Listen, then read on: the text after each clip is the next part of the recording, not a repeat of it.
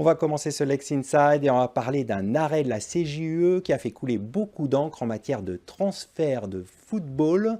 Quid des transferts de football? Va-t-on vers la fin des transferts? On en parle tout de suite avec mon invité, Fleur Jourdan, associée fondatrice au sein du cabinet Fleurus. Fleur Jourdan, bonjour. Bonjour Arnaud. Alors nous allons nous intéresser au transfert de football à l'aune d'un arrêt de la CJUE du 4 octobre dernier qui estime que certaines règles de transfert sont contraires aux droits de l'Union européenne. Quelles sont les principales règles de la FIFA jugées contraires aux droits européens par la CJUE?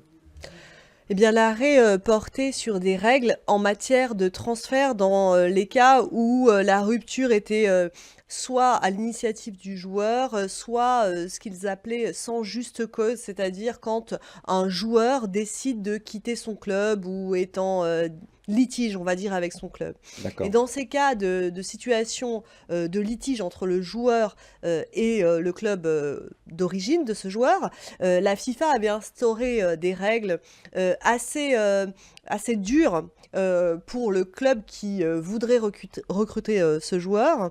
Il y avait deux types de règles.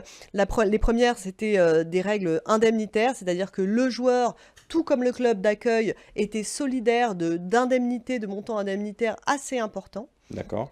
Et les autres règles étaient des règles de sanctions quasi automatiques, à la fois du club qui accueillait le joueur, hein, qui ne pouvait plus recruter, et contre le joueur qui en fait ne pouvait pas obtenir son certificat de transfert. Et là, en l'occurrence, c'est le joueur Lassana Diarra, ancien international, qui avait sollicité, qui avait fait ce recours. Exactement, il avait été en désaccord avec son club d'origine à Moscou et dans cette situation de tension, il avait souhaité partir à Charleroi en Belgique et en fait le club de Moscou s'était opposé à ce transfert en demandant, en réclamant des sommes indemnitaires assez importantes et donc du coup là, le transfert ne s'est pas fait en raison de ce blocage et il y a eu un litige hein, qui a duré 2 ans et qui en fait finalement empêcher le joueur de jouer pendant 1 an. Alors, pour bien comprendre la décision, en quoi les règles étaient contraires à la libre circulation des joueurs selon la Cour? Alors, ces règles, on le voit, en fait, elles avaient une portée dissuasive. En fait, l'objectif, c'était de maintenir l'équilibre des clubs, une Bien sorte de sûr. pérennité au sein des clubs et des compositions de l'équipe, qui n'y ait pas des transferts un peu tous azimuts.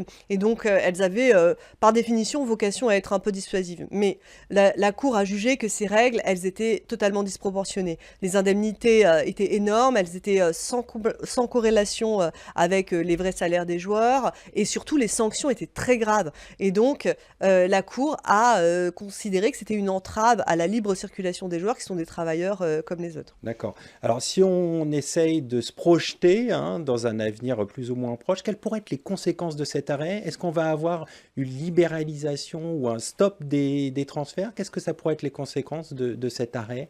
Alors, ça va avoir une conséquence importante parce qu'en fait, ce qu'il faut mesurer, c'est qu'en fait, c'était cette contrainte en fait qui pesait un peu sur les joueurs et sur les clubs, qui faisait qu'en fait, les clubs étaient obligés de s'entendre et de fixer en fait des règles, enfin des montants, on va dire, de transfert assez importants pour s'éviter ces déconvenues.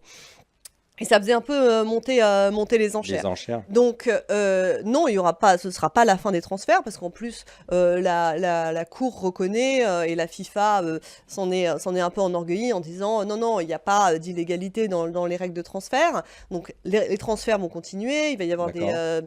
des transactions hein, qui vont continuer, mais en revanche, comme il va y avoir un certain nombre de réformes, on va y venir sans doute, ça va, on pense, plutôt conduire à faire baisser ces indemnités de transfert qui D'accord, étaient qui quand même était assez très pharaonique. importantes. Ouais. Alors, est-ce que la FIFA va devoir, à l'aune de cette jurisprudence, adapter son règlement? Alors oui, la jurisprudence est très sévère hein, vis-à-vis des règles de la FIFA, c'est-à-dire qu'elle est vraiment, elle considère que ces règles sont disproportionnées, je l'ai dit, donc il est évident qu'elles ne peuvent pas rester en l'état.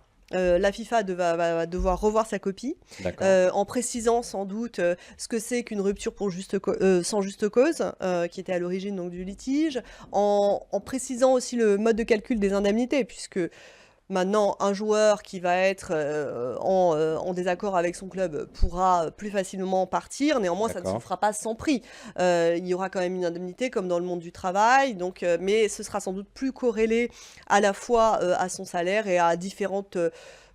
enfin, en tout cas, ce sera objectivé, peut-être un petit peu plus. D'accord. Donc pour vous, il n'y aura pas fin au système d'indemnité de transfert. Non, non, il n'y aura pas de fin au système des indemnités de transfert, mais elle sera ramenée sans doute à quelque chose d'un peu plus raisonnable et en tout cas quelque chose de plus objectif, de plus transparent, de plus prévisible, à la fois pour les joueurs et pour les clubs. Est-ce que ça ne va pas nuire à l'équilibre du marché? Parce que justement, certains clubs misent sur certains joueurs et espèrent une valeur financière derrière. Est-ce que l'équilibre financier ne va pas se retrouver perturbé par cette décision? Alors, il est évident que pour certains clubs professionnels, cette indemnité, elle était anticipée, donc elle était quasiment Bien provisionnée, sûr. donc elle était même intégrée dans les comptes. Donc, il va y avoir sans doute une réadaptation. Alors, ce qu'il faut bien voir, c'est que l'arrêt de la CJUE, là, il est temporaire, on va dire, puisqu'il va falloir qu'il y ait une décision au niveau La Belgique, de la la Cour belge. Belgique, hein, qui va traduire ces orientations. Donc, pour en tirer toutes les conséquences, là, pour l'instant, c'est un petit peu flou, mais c'est sûr que les clubs vont en tirer des conséquences comptables, c'est certain. Et puis en plus, c'est une jurisprudence qui va faire jurisprudence pour le coup, et il y a peut-être des clubs ou des joueurs qui vont faire des recours sur la base de cette décision, Bien sûr. et donc du coup ça aussi ça pourra avoir un impact économique sur les clubs. Vous voyez une vraie tendance de fond justement sur ces recours qui pourraient être faits par des joueurs? Des joueurs ou des clubs hein, qui estiment qu'ils ont été lésés. Donc effectivement, mais je pense que ça correspond à quand même quelques situations et ça ne m'étonnerait pas qu'il y en ait quelques-uns qui se mettent dans la brèche. Ouais. Alors parfois aussi, dans ces transactions, il y a une indemnité qui est prévue quand le joueur est transféré pour le club formateur.